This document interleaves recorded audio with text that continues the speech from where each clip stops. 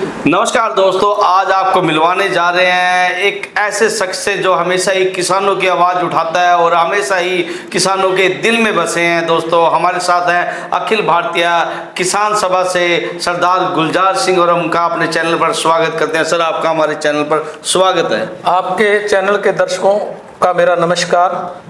तो गुलजार जी, पहले करेंगे हम आपकी बात, क्योंकि आप किसान नेता हैं और लोगों के और समाज की और किसानों की हित की आवाज़ उठाते हैं। और सबसे पहले करेंगे आपके जीवन की बात, आपका जो कार्यकाल और शुरुआत आप किसानों के हित में आज आवाज़ उठाने से कहाँ से सीखी, और पूरा अपने बारे में हमारे दर्शकों को बताएंगे एक बार। मैं अखिल भारतीय किसान सभा का जिले का प्रधान हूँ और मेरे फादर कामरेड सुखचैन सिंह, जो पिछले काफ़ी समय से समाज के अंदर सरकार के खिलाफ किसानों की, मजदूरों की आवाज़ को उठाते रहे हैं। सरदार कामरेड सुखचैन सिंह ने अपने जीवन में 43 दिन की भूख हड़ताल रखी चौधरी देवीलाल के राज में, जब किसानों का हरियाणा के अंदर पहली बार कर्जा माफ हुआ।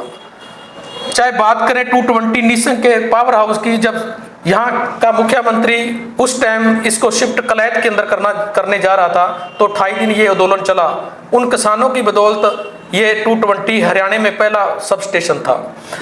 तीसरी बात, जो भट्टे पे बजदा मजदूरों की बना के मजदूरी कराई जाती थी, उसके खिलाफ काफ़ी उन्होंने आवाज़ संघर्ष किया। तो उस मजदूरों को, जहाँ बजदा मजदूर बनाए जाते थे, उनको याद करवाया। चौथी उनकी ये उपलब्धि थी कि आज तक इतिहास में थानों के अंदर ये रहा है कि जब थाने पुलिस वाले पैसे ले लेते हैं तो वापस नहीं करते। हमारे पिताजी का इतना लंबा संघर्ष था, 13,84,000 रुपया शराबबंदी के अंदर उल्टा पुलिस वालों से लेके उन लोगों को दवाया जहां पुलिस ने दमन किया हुआ था लोगों पे। उन्हों से ही मुझको प्रेरणा मिली है, क्योंकि सरकार की नीतियां सदा किसान के खिलाफ रही हैं। चाहे वो उससे पहले कांग्रेस सत्ता में रही है, हमारा प्रदर्शन जारी रहा है। आज 10 साल बीत जाने के बाद भी हमारा प्रदर्शन जारी है अपनी मांगों को लेकर। रही हमारे हौसले की बात, ये हौसला मुझे मेरी विरासत से मिला है, यानी आपके खून में ही है? मेरे खून में ही है ये। तो हमने भी देखा है। मैं आपको एक बात याद दिलाऊंगा, आपके जब आप 10वीं 11वीं क्लास में पढ़ते थे तो आपने सरकारी अपनी आवाज़ उठाने के लिए तो स्कूल के गेट का ताला ही लगा दिया था। वो दिन भी शायद आपको याद हो। कृष्ण जी, वो भी एक प्रशासन की तरफ से, स्कूल मैनेजमेंट की तरफ से धक्का था। जब शिफ्टें 2 हो गई स्कूल, यानी कुछ बड़ी क्लासों को सुबह लगाया, छोटी क्लास को। हम 10th में थे उस टाइम। हाँ जी। तो जो +1 और +2 के अंदर थी, उनकी शिफ्ट सुबह से लेके 12 बजे तक कर दी थी, और हमारी शिफ्ट 10 से लेके 12:30 से लेके शाम के 5-6 बजे तक, 4:30 बजे तक कर दी थी। उसके खिलाफ हमने तालाबंदी कर दी थी स्कूल के अंदर। यानी वो दिन आज भी याद है आपको? वो बिल्कुल याद है। जो मेरे साथी पढ़ते रहे मेरे साथ, उनको भी याद है और मुझको भी याद है। वो भी एक लम्हा था, क्योंकि बच्चों के स्कूल में खेलने का टाइम नहीं रहता, ना पढ़ने का ना खेलने का। आप उस वक्त से आवाज़ उठा रहे हो और आज तक आवाज़ ही उठा रहे हैं। बिल्कुल कृष्ण जी, बिल्कुल। जो संघर्ष है, जहाँ कोई धक्का हो रहा है किसी प्रकार, किसी फील्ड में, उसके लिए हमारा बोलना दायित्व बन जाता है। सरकार कोई भी हो, सरकार हम ही चुनते हैं, तो हम ही सरकार को घेरते हैं, और सवाल भी सरकार से हम ही करते हैं। जो हमारी जरूरतें हैं वो सरकार ने पूरी करनी है। तो गुलजार जी, ऐसे ही आपका परिवार तो जुड़ा ही हुआ है किसानों के हित में। अब किसानों को कहाँ से अनदेखा किया जा रहा है, कुछ एक बार छोटी सी इसके बारे में डिटेल देंगे? ऐसा है जी, 2006 के अंदर स्वामीनाथन रिपोर्ट कांग्रेस ने बनाई थी किसानों की मांग को देखते हुए। चलो, 2006 की वो आयोग बना स्वामीनाथन, 2014 तक सरकार ने वो धरातल पर लागू नहीं किया। उससे किसानों ने रोष करके बीजेपी को सत्ता में लेके आए। स्वामीनाथन रिपोर्ट को लागू करने की बजाय बीजेपी सरकार ने अपने एजेंडे में एक नए कानून थोपने की कोशिश की किसानों पे, जो किसानों ने 13 महीने उसका डटकर मुकाबला किया और उन 3 कानूनों को रद्द करवाया। आज भी किसान संघर्ष कर रहा है अपनी MSP को लेके, जगह जगह धरने प्रदर्शन हो रहे हैं। आज भी शंभू बॉर्डर और जो आपका जींद खनौरी बॉर्डर है, वो किसानों ने बंद कर रखा है, और इसमें सरकार की नाकामी है, जो कि हरियाणा सरकार ने उनको, किसानों ने बंद नहीं किया, वो सरकार ने किया हुआ है कि ये किसान दिल्ली ना जा सके।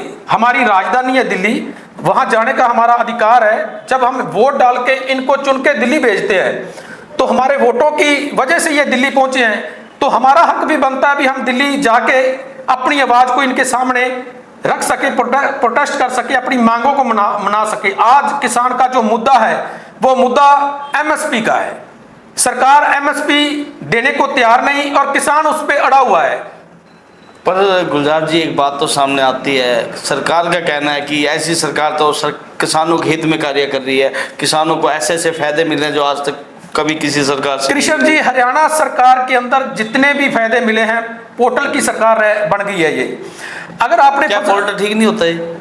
अगर आपने फसल बेचनी है जी। चलो पोर्टल पे, अगर आपका खराबा हो गया चलो पोर्टल पे, आपने कोई कनेक्शन लेना है चलो पोर्टल पे, अगर आपने कोई राशन खरीदना है चलो पोर्टल पे, अगर खाद लेनी है चलो पोर्टल पे, अगर आपने कोई यंत्र लेना है चलो पोर्टल पे, अगर आपने जो सरकार ने स्कीमें दे रखी हैं उसको अगर फायदा लेना है तो चलो पोर्टल पे। अब पोर्टल का मैं आपको बेनिफिट बताता हूं, क्या है पोर्टल का बेनिफिट और क्या नुकसान।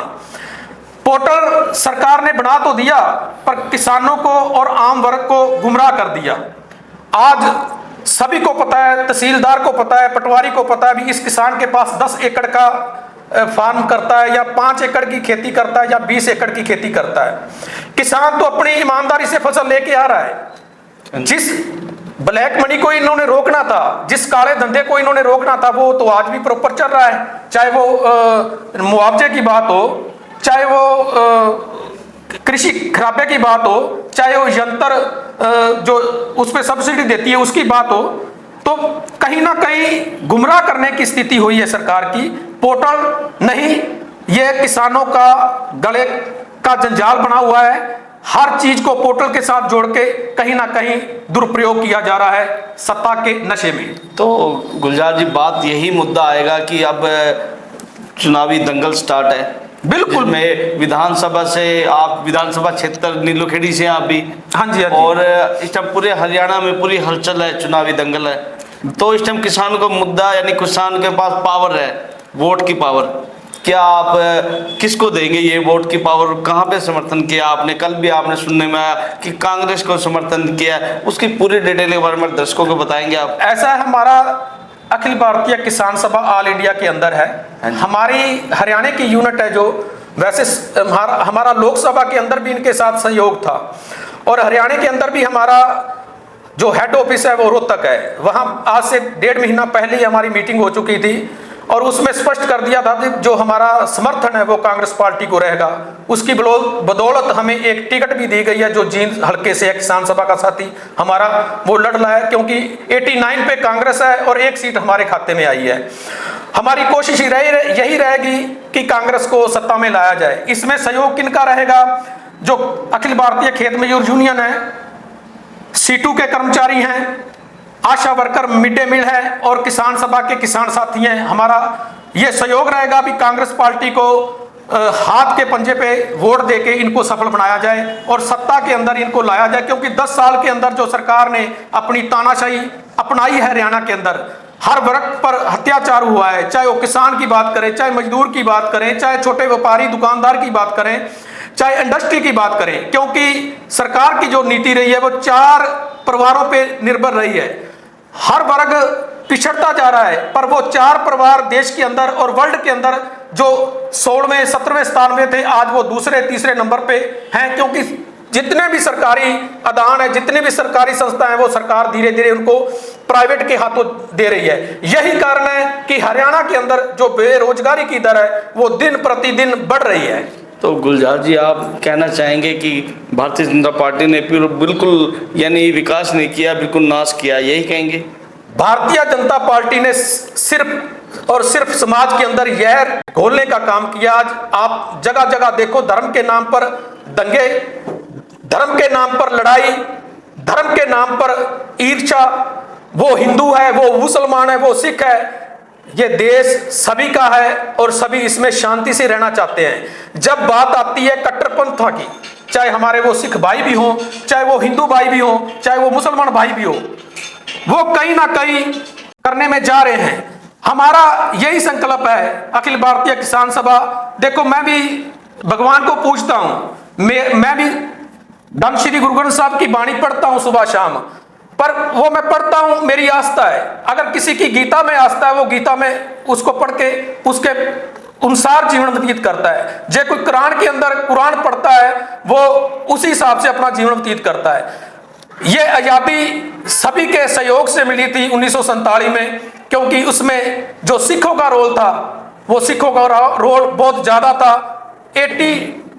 92% जो हमारी कुर्बानियां थी वो देश को आजाद कराने के लिए थी। सरदार भगत सिंह का जो सपना था, चंद्रशेखर आजाद का जो सपना था, वो सपना हमारे देश में सपना ही रह गया। क्योंकि आज अगर वो जिंदा होते, देश की हालत देखते, जैसे धर्म के नाम पर एक दूसरे को काटा और मारा जा रहा है, उनको भी शायद दुख होता भी हमने आजादी इसी के लिए ली थी। आज मुद्दा क्या है? आज मुद्दा हमारा शिक्षा का, रोजगार का, रोटी का मुद्दा है, मकान का मुद्दा है, ना कि धर्म का मुद्दा है। आज हमारा नौजवान विदेशों के अंदर मूव कर रहा है। मैं आपके चैनल के माध्यम से पूछना चाहता हूं बीजेपी के लीडरों से कि पिछले 10 साल में उन्होंने कितनी नौकरी दी। हाँ, डी ग्रुप की बात करते हैं, अभी हमारी बिना पर्ची पे हमने नौकरी दी, वो प्राइवेट नौकरी है, सरकारी नौकरी नहीं है। जो नौकरी लगी भी थी जी, नहीं, सरकारी नौकरी नहीं है, वो प्राइवेट नौकरी है। जो डिफेंस की नौकरी थी, वो भी आपने एक व्यक्ति के विशेष पे जो अग्निवीर योजना लेके आए हो, वो भी आप 3 से 4 साल के अंदर उसको लटेर दे रहे हो। और हम कहते हैं भी अपनी हरियाणा की जनता से, अपनी नीलोखेड़ी हल्का से अपील करते हैं कि जैसे इन्होंने ये पॉलिसी बनाई है, इनको भी 4 साल 5 साल के अंदर अग्निवीर की तरह सर्टिफिकेट देके इनको घर बिठाने का काम करें। तो आपने मन बना लिया है कि भारतीय जनता पार्टी को हरा के रहेंगे और कांग्रेस को जिता के रहेंगे? बिल्कुल जी, बिल्कुल। हमने संकल्प ले रखा है भी कांग्रेस को सत्ता में लेके आएंगे। जो अच्छे आदमी है, समाज के अंदर अच्छा काम कर सकते हैं, समाज को एकजुट कर सकते हैं, उन आदमियों को लेके आएंगे। उनका मैं जनता, आपके चैनल के माध्यम जनता से अपील करूंगा, उन लोगों को लेके आए आगे। क्योंकि जब देश कट्टरपंथ की तरफ चलता है, उसका उदाहरण हमारा पड़ोसी देश, चाहे पाकिस्तान हो, चाहे ईरान, इराक हो, उसका उदाहरण देख लेना चाहिए हमें, उनसे सबक लेना चाहिए। आज मसला हमारी बेरोजगारी का है, किसानों का है, मजदूरों का है। जो आशा वर्कर मिड डे मील पीछे कितने दिन, कितने महीने, सर्दी गई, गर्मी गई, अपना प्रदर्शन जारी करती रही। उसमें कुछ मेरी बहनें शहीद भी हुई। सरकार ने क्या दिया? वार्तालाप करने के बाद उनको एक लॉलीपॉप देके उनको दोबारा काम पे आने का विश्वासन देके, उनकी भत्ता बढ़ाने का काम करके, उनको ना देके आज भी वो प्रदर्शन कर रही हैं और जगह जगह उनके प्रदर्शन जारी है आज भी। तो गुलजार जी, एक बात और है, कल आंगनवाड़ी आशा वर्कर ने आपके साथ मिलकर कांग्रेस पार्टी को समर्थन दिया। क्या उनको डर नहीं लगेगा कि सरकार मौके की सरकार है, सेंटर में है, उन पर प्रेशर बना सकती है, उनके खिलाफ कुछ ना कुछ ऐसा बनाए कि उनको नौकरी से हटा दे? कुछ ऐसा है। जब कोई प्रदर्शन करता है क्रांतिकारी, अपने हकों के लिए प्रदर्शन करता है, किसी को शौक नहीं सड़कों पे बैठने का, किसी को शौक नहीं पुलिस के डंडे खाने का, किसी को शौक नहीं अपने पे पर्चे डलवाने का, अपने हक की लड़ाई लड़ता है वो। तो पर्चे तो कृष्ण जी चलते रहते हैं। किसान आंदोलन पे कितने किसानों पे पर्चे हुए हैं, आज भी वो कोर्टों के अंदर तरीके भुगत रहे हैं। मेरे पे खुद पर्चे हुए हैं। हम उस चीज में नहीं जाते। हमारी लड़ाई उन बेईमानों से है जो सत्ता पर बैठ के देश को गुमराह कर रहे हैं, प्रदेश को गुमराह कर रहे हैं और प्रदेश को जलाने का काम कर रहे हैं। तो आपको लगता नहीं किसी को जबरदस्ती तो नहीं की गई? अपनी मर्जी से सबने समर्थन दिया है? बिल्कुल, महिला संगठन देखा, बिल्कुल अपनी मर्जी नहीं। देखो, ऐसा हमारा संगठन है, हमारा संगठन है अखिल भारतीय किसान सभा। हाँ जी।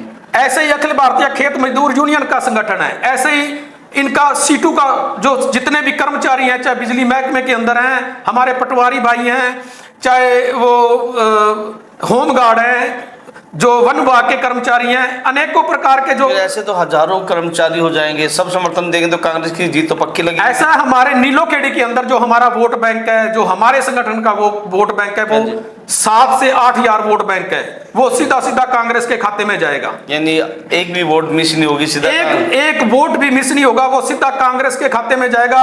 हमारा संकल्प है भी सत्ता को हरियाणा के अंदर सत्ता को का परिवर्तन करना है और 10 साल का जो इनका लेखा जोखा है वो भी जनता के सामने रखना है, क्योंकि परिवर्तन देश के प्रदेश के लिए जरूरी है।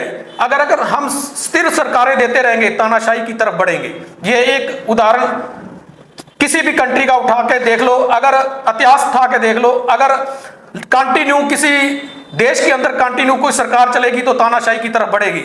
अगर अदला बदली होती रहेगी 5 साल के बाद तो सरकार भी लोगों के लिए काम करेगी, ना कि पूंजीवादियों के लिए काम करेगी। तो आपको लगता है कि धर्मपाल कुंद्रा की बड़ी जीत उनको हासिल होगी जी? बिल्कुल बिल्कुल, हमें विश्वास है, नीलोगढ़ की जनता पर विश्वास है। और जो पिछले 5 साल से लेकर 10 साल के बीच में बीजेपी सरकार ने जो अत्याचार किया है किसानों पे, मजदूरों पे, कर्मचारियों पे, आशा वर्कर बहनों पे, हमें विश्वास है कि वोट कांग्रेस को जाएगा। तो किसानों ने तो इल्जाम भी लगाया है कि शंभू बॉर्डर पर जो बैठे हैं किसान, कि पूर्व मुख्यमंत्री मनोहर लाल खट्टर और उनकी सरकार ने किसानों को दिल्ली जाने से रोका। बिल्कुल बिल्कुल। देखो, मैंने पहले भी आपके चैनल से स्पष्ट कर दिया, भी किसानों ने जब 13 महीने हम दिल्ली के लिए निकले थे तो शंभू बॉर्डर, सिंघू बॉर्डर और टिकरी बॉर्डर पर बैठे थे, तब भी किसानों ने रोड जाम नहीं किया था। किसान तब भी दिल्ली जाना चाहता था, किसान आज भी दिल्ली जाना चाहता है। जाना क्यों चाहता है? बार बार पूछते हैं जाना क्यों चाहता है। अगर सरकार सुनेगी नहीं तो किसान अपनी मांगों को लेकर दिल्ली में प्रदर्शन करेगा। प्रधानमंत्री ने अपने कानों में रुई डाल रखी है, आंखों पे चश्मा काला लगा रखा है, उसको दिख नहीं रहा भी किसान मेरे देश का है। जो 68% आबादी देश की किसानी पे डिपेंड करती है। जिस जीडीपी की बात करते हैं 3.5% जीडीपी किसानों, क्योंकि ये आंकड़े कोरोना काल के अंदर आए हैं, जब उद्योगपतियों को पता समझ आई कि जब सारे अदाने बंद थे तो कृषि का ढांचा खड़ा था। उस टाइम कृषि में जब देखा भी 3.5% जीडीपी देश की स्थिर रखी है, तब से इन उद्योगपतियों का उस दायरे में नजर थी कि इन दायरे में कैसे घुसपैठ की जाए। तभी अडानी सेलर बने, तभी उनके लिए ट्रेनों के लिए रेल पटरियों का सर्वे हुए। ये उनकी उद्योगों के लिए कर रहे थे, ना कि किसानों की भलाई के लिए कर रहे थे। तो गुलजार जी, सबसे बड़ी बात, कुछ इल्जाम किसानों पे भी लगे। अभी कुछ 1-2 वीडियो आपने वायरल हुई थी, कुछ अभिनेत्री थी, उन्होंने भी इल्जाम लगाया था किसानों के ऊपर कि किसान, आपको पता ही है वहाँ भी बड़ा विवाद रहा। किसानों पर हमेशा ही, ये नहीं कि सरकार पर, किसानों पर भी इल्जाम लगे हैं काफ़ी। जब दिल्ली बॉर्डर पर बैठे थे उस वक्त भी काफ़ी इल्जाम लगे थे। ऐसा जो अभिनेत्री किसानों पे इल्जाम लगाती है, पहले वो अपने गरेबान में देखे भी उसने अपने जीवन काल में क्या किया और किस प्रगति से वो आज इस स्टेज पे आई है। हमारे संघर्ष पर उंगली उठाने से पहले वो अपने संघर्ष पे देखे उसने देश के लिए क्या किया है, अपने प्रदेश के लिए क्या किया है, और दूसरी बात उसने समाज को क्या दिया है, ये देखने की बात है। किसानों ने देश के लिए बहुत किया है। जब हरित क्रांति का नारा चला था तो इस नॉर्थ इंडिया के अंदर, चाहे वो पंजाब का हिस्सा हो, चाहे हरियाणा का हिस्सा हो, साथ में प्रदेश लगता यूपी हो, इन्होंने भंडार भर दिए हैं देश के। आज देश जो लोकसभा है, देश की सर्वोच्च न्यायालय पंचायत है, उसमें सरकार के मंत्री, खुद देश का मुख्यमंत्री, प्रधानमंत्री ये कह रहा है भी हम 85 लाख लोगों को राशन देते हैं। वो राशन कृष्ण जी कहां से आ रहा है? वो किसानों की देन है। तो किसानों को तो अन्न देता एक सोना उगाने वाले जो किसान ही है, जो सोना उगाते हैं और उससे ही पूरे यानी देश के लोगों का जो पेट है वो चलता है, रोजगार चलता है। और सबसे बड़ी बात, किसानों के बिना तो कुछ भी संभव नहीं है। ऐसा जो हमारा दायरा है, मैंने पहले भी कहा 68% कृषि का ढांचा जुड़ा हुआ है भारत के अंदर। कृषि प्रधान देश अपना, कृषि प्रधान देश है। तो जब हम 68% आबादी हमारी कृषि से जुड़ी हुई है, तो अगर कोई भी सरकार उसको अनदेखा करेगी तो हम उस सरकार का विरोध जरूर करेंगे। और जो हमारी मांगे हैं वो मांगे आज भी वैसी की वैसी पड़ी हैं जैसी हम पीछे लेके चले थे। तो आने वाले समय में कुछ बड़ा होने जा रहा है। और एक बात मैं आपसे पूछना चाहता हूँ, लोगों की आंखें क्यों नहीं खुल रही? फिर कांग्रेस पार्टी जब इतना हित में काम करती है तो लोग भारतीय जनता पार्टी को समर्थन क्यों कर रहे हैं? कहते हैं वो देश के हित में काम कर रही है, राष्ट्र सनातन धर्म की बात करते हैं, तो उनका ये मुद्दा है और आप लोग इल्ज़ाम लगा रहे हैं। ऐसा जब नोटबंदी हुई थी हाँ जी। नोटबंदी के अंदर कृष्ण जी प्रधानमंत्री ने खुद कहा था मुझे 100 दिन दे दो। क्या 100 दिन के अंदर करप्शन रुका, फेक करेंसी रुकी, आतंकवाद पे प्रहार हुआ? क्या देश के अंदर कालाबाजारी रुकी? क्या रिश्वतखोरी रुकी? चोट तो उसी चीज पे लगाई थी ना प्रधानमंत्री ने भी, मैं नोटबंदी तभी कर रहा हूं भी ये करप्शन हो गया है। करप्शन ही हुआ था, कहीं ना कहीं भाजपा सरकार ने अपना ब्लैक मनी को व्हाइट मनी के अंदर करने का काम किया है, और जो जितने भी उद्योगपति थे उनको ऊपर करने का काम किया है। आज स्विस बैंक की बात करते थे, 2014 से पहले काले धन की बात करते, वो मुद्दे कहां गए हैं? 15 लाख देने की बात करते थे, 2 करोड़ रोजगार देने की बात करते थे। इन बातों को क्यों नहीं सदन के अंदर उठाते, लोकसभा के अंदर उठाते, अपनी सभाओं के अंदर उठाते? हिंदू मुसलमान सिख कर करके क्या साबित करना चाहते हैं देश के अंदर? क्या साबित करना चाहते हैं? देश को कहीं ना कहीं आग के अंदर झोंकना चाहती है बीजेपी आरएसएस की सोच पे। जो आरएसएस आज तक अपने मुख्यालय पे देश का तिरंगा नहीं, अपने मुख्यालय पे प्रदेश देश का झंडा नहीं लगा सकी, वो देशभक्ति की बात करती है, कहीं ना कहीं लोगों को गुमराह कर रही है। और मैं प्रदेशवासियों को हाथ जोड़ के बेनती करूंगा कि इन लोगों की बातों में ना आकर अपने रोजगार की बात करें, इनके आगे अपने परिवार की सेफ्टी की बात करें, अपने कारोबार की बात करें, अपने बच्चों को जो आज बहुत देखो, पहले हम पे इल्जाम लगता था भी खाली सिख ही मूव हो रहा है आउट ऑफ कंट्री में, अब तो तब सभी तबके का वर्ग यानी 36 बिरादरी का जो भाईचारा है उनके लड़के फॉरेन के अंदर शिफ्ट हो रहे हैं। तो क्यों नहीं रोजगार देती सरकार उनको, क्यों नहीं यहाँ रखती? तो एक बात और आपने बात करी समाज की, सिख समाज की, उसमें से इल्जाम ये भी लगा है कुछ लोग जो खालिस्तान को लेकर मुद्दा उठता रहता है। पीछे किसान आंदोलन में भी खालिस्तान को लेकर काफी आवाज हुई थी कि खालिस्तान की किसान खालिस्तान मांग रहे हैं, वो क्या मुद्दा था? उसके बारे में कुछ ऐसा है, जो बच्चा पैदा ही नहीं हुआ आज तक, हाँ जी, उसका धक्के से मुंह में डाला जा रहा है, हमारे धक्के से भी ये खालिस्तान मांगते हैं। अगर हमने खालिस्तान मांगते थे, भिंडरावाले की बात करते हैं, हाँ जी, गुरुद्वारे पे भिंडरावाले की फोटो लगी होती थी, भिंडरावाले की बात करते हैं। उन्होंने जो आंदोलन छेड़ा था, उन्होंने अपने हक के लिए आंदोलन छेड़ा था, उन्होंने अपनी कम्युनिटी के लिए, मांगों के लिए छेड़ा था, ना कि उन्होंने खालिस्तान की बात कही थी। हाँ, उन्होंने एक बात स्पष्ट कही थी कि जब अकाल तख्त पे हमारा सर्वोच्च जो गुरुद्वारा है, अगर सरकार उस पर अटैक करती है तो खालिस्तान की नींव धरी जाएगी। और खालिस्तान कहना कोई पाप नहीं है, हाई कोर्ट उसमें हमें सुप्रीम कोर्ट ने हमें आजादी दे रखी है, आप अपने दायरे में रह के अपनी बात को, अपनी कम्युनिटी की बात को रख सकते हैं सरकार के सामने, उसमें कोई गलत नहीं है। भी खालिस्तान कहना, देखो जब हमारी अरदास होती है तो उसमें भी खालिस्तान का खालसा का शिष्ट आता है। हमने 40 और 50 साल राज किया है महाराजा रणजीत का। हम कहते हैं कि उनकी जो 50 साल का राज था, उनके राज में जो किताबें हैं उनको पढ़ के उनको लागू करें भारत देश के अंदर, जो उन्होंने राज किया था उनको लागू करें।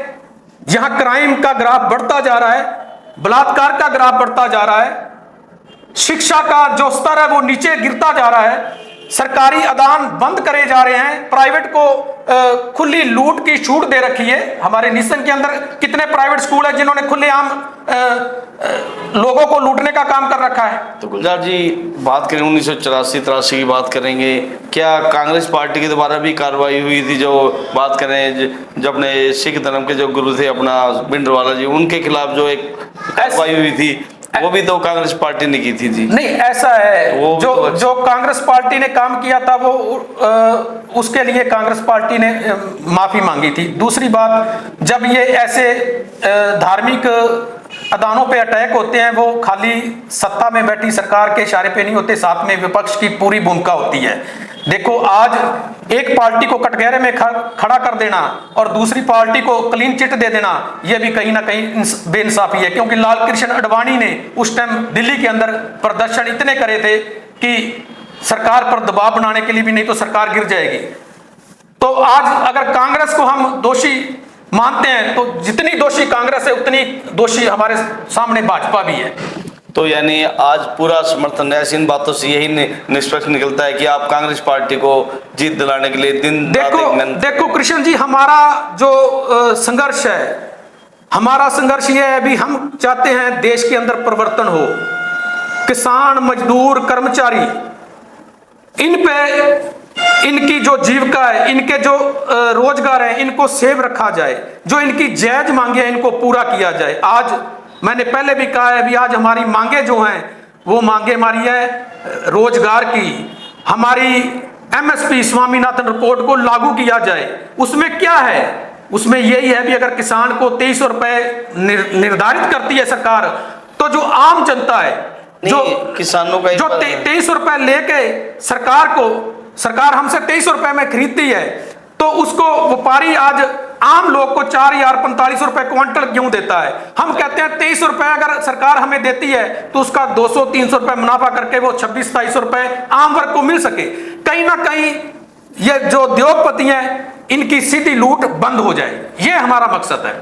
तो किसानों को तो फायदा कर सरकार, मैं आपसे फिर कहूँगा कि किसानों को तो फायदा दे रही, काफ़ी स्कीमें चलाई है, लोन को माफ यानी, और जो लोन बैंक से भी आसानी से लोन की ऐसा है कृष्ण जी, सारे भारत देश के अंदर हर रोज 5 से 7 किसानों फांसी लेके अपना जीवन लीला खत्म करते हैं कर्जे की वजह से। आज जो पिछले 10 साल में उद्योगपतियों का करोड़ों रुपए माफ किया हुआ है, किसी किसान का, मैं आपके चैनल के माध्यम से चैलेंज करता हूं बीजेपी सरकार को भी, किसी किसान का इन्होंने लोन माफ किया है तो हमें प्रूफ दे भी हमने इस किसान का लोन माफ किया है। और जो कानून की बात कर रहे हैं आप, जो कानून कहते हैं आप काले कानून कह रहे हैं उसको, और जो लागू किए थे तो वो भारतीय जनता पार्टी लागू करी है, पर बनाए तो कांग्रेस के समय से थे। नहीं, कांग्रेस पार्टी इनको लागू करना चाहती थी। नहीं, देखो जो स्वामीनाथन रिपोर्ट की, जो स्वामीनाथन आयोग बना था, जो डॉक्टर स्वामीनाथन था, सरकार ने उसको आदेश दिया भी उसकी रिपोर्ट कलेक्ट करो भी किसान फांसी क्यों ले रहे हैं। जब उन्होंने रिपोर्ट तैयार करी तो उस टाइम जो किसान को मजदूरी पड़ रही थी वो 7 रुपए कुछ पैसे पड़ रही थी पर दिन की। जब 300 रुपए में गुजारा नहीं हो रहा था तो किसान को मजदूरी पड़ रही थी 7 रुपये कुछ पैसे। सरकार 2014 तक उस आयोग को लागू नहीं कर सकी, तभी किसानों ने रोष करके बीजेपी सरकार को सत्ता में लेके आए थे। हमारी मांग है कि 2014 के अंदर जब देश का प्रधानमंत्री 100 रैली करके ये बात करता था कि मुझको सत्ता का रास्ता दो, मैं पहली कलम से किसानों का कर्जा माफ करूंगा, मैं पहली कैबिनेट में स्वामीनाथन रिपोर्ट को लागू करूंगा, वो बातें कहां गई? 15 लाख की जो बात होती थी वो गृह मंत्री ने कह दिया वो तो जुमला है। और मैं ये भी कहना चाहता हूं जो आज हरियाणा प्रदेश में भाजपा सरकार है, पिछले 10 साल से जुमले ही फेंक रही है, धरातल पे कुछ नहीं दिख रहा। तो आप लोगों से क्या कहेंगे? हम बात करेंगे फिर दोबारा नीलोखेड़ी विधानसभा की, क्योंकि चर्चाएं तो बहुत हैं और आपसे हम फिर अपने चैनल पे आपसे बहुत सारे किसानों के हित की बातें अभी कुछ बाकी हैं, वो हम आपको फिर अपने दर्शकों के बीच लेकर आएंगे और बात आप किसानों के हित के बारे में बताएंगे।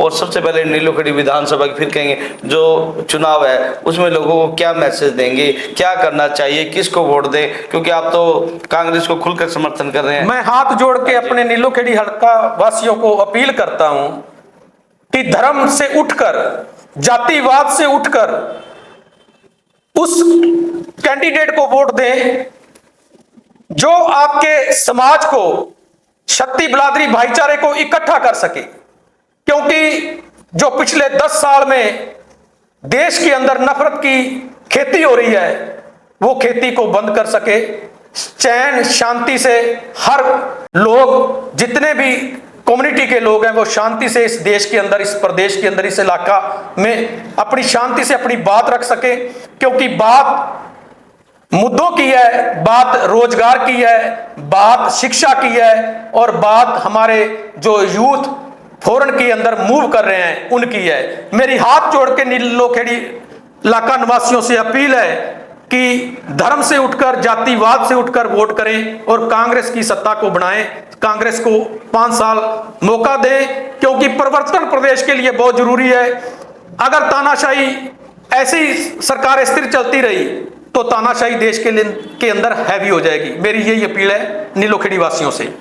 दोस्तों यही खासियत है सरदार गुलजार सिंह की, जो हमेशा ही समाज हित की आवाज़ उठाते हैं, किसानों की आवाज़ उठाते हैं। हमने पहले भी बताया आपको, ऐसे नेता अगर आपको कुछ बात बताएंगे तो दिल से बताते हैं, क्योंकि ये अपने लिए नहीं जनता के लिए सोचते हैं, अपने भाइयों के लिए सोचते हैं और किसानों के लिए सोचते हैं। दोस्तों उनकी बात पर पूरा गौर देना और पूरा सोचना, क्योंकि हम भी उनको आपसे फिर मिलवाने जा रहे हैं। जल्दी लेकर आएंगे अगले सेकंड पार्ट में, जिसमें सरदार गुलजार सिंह आपको और भी बातें बताएंगे और उनसे बड़ी दिलचस्प और गहरी एक बातचीत होगी, क्योंकि हमारे दर्शकों को हम चाहते हैं कुछ नया लेकर आए और कुछ नई बात उनको जानकारी मिले।